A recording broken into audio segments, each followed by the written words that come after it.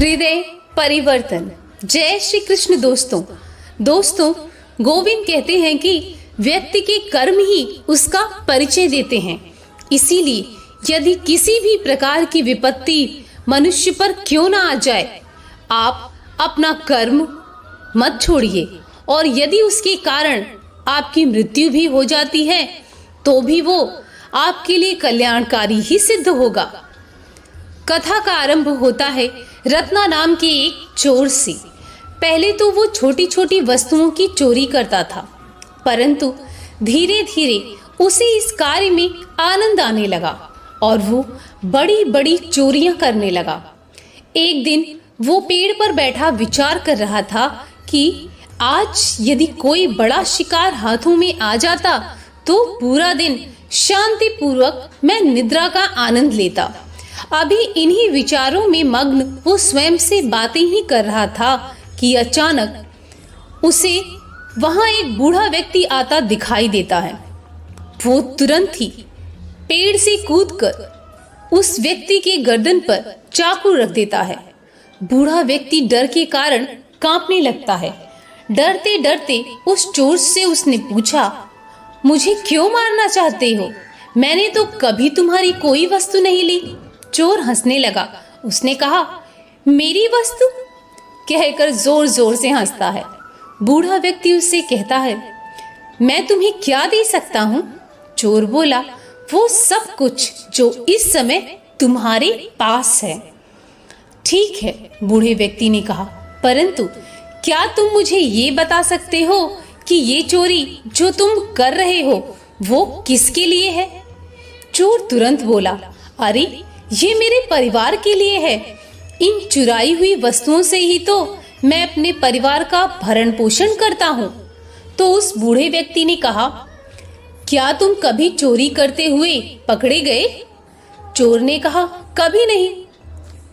बूढ़े व्यक्ति ने कहा, और यदि कभी ऐसा हुआ कि तुम पकड़े गए तो क्या तुम्हारा परिवार, जिनके लिए तुम ये अमानवीय कार्य कर रहे हो, तुम्हारे साथ दंड भुगतने के लिए तुम्हारा साथ देंगे? चोर कुछ समय के लिए चुप रहा, फिर बोला, क्यों नहीं, आखिर मैं ये सब उन्हीं के लिए तो कर रहा हूँ। बूढ़ा व्यक्ति बोला, अपने विश्वास की परीक्षा तुम्हें लेनी चाहिए। वो तत्क्षण अपने घर गया।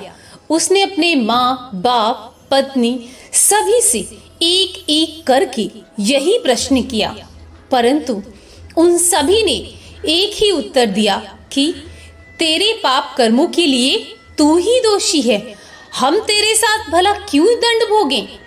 इतना सुनकर चोर को तुरंत ही वो बूढ़ा व्यक्ति स्मरण हुआ और वो भागते हुए उसके पास आता है और सारी बातों का विस्तृत वर्णन करता है। बूढ़ा व्यक्ति मुस्कुराता है। फिर वो उस चोर से प्रश्न पूछता है कि क्या अब भी तुम इस अमानवीय कार्य को करना चाहते हो? चोर उस व्यक्ति से पूछता है, तो मुझे क्या करना चाहिए? उस व्यक्ति ने चोर को प्रभु की भक्ति की शक्ति के बारे में बताया। चोर पुनः बोला, परंतु मुझे तो कुछ भी नहीं आता, और कौन है ये प्रभु जिनकी भक्ति करने से मुझे मेरे पाप कर्मों से क्षमा मिल सकती है? बूढ़े व्यक्ति ने कहा, तुम्हें किसी विधि विधान की चिंता करने की आवश्यकता नहीं है। तुम केवल प्रेम भाव से यदि उनके नाम का जप भी कर लेते हो तो वो तुम्हें अवश्य क्षमा कर देंगे और तुम्हें सही मार्ग से अवगत भी कराएंगे जिसमें तुम्हारी भलाई है। थोड़ी देर के बाद जब वो चोर अपनी आंखें बंद कर लेता है और प्रभु के नाम के जप में लीन हो जाता है, तभी वो बूढ़ा व्यक्ति वहां से अचानक ही अंतर ध्यान हो जाता है।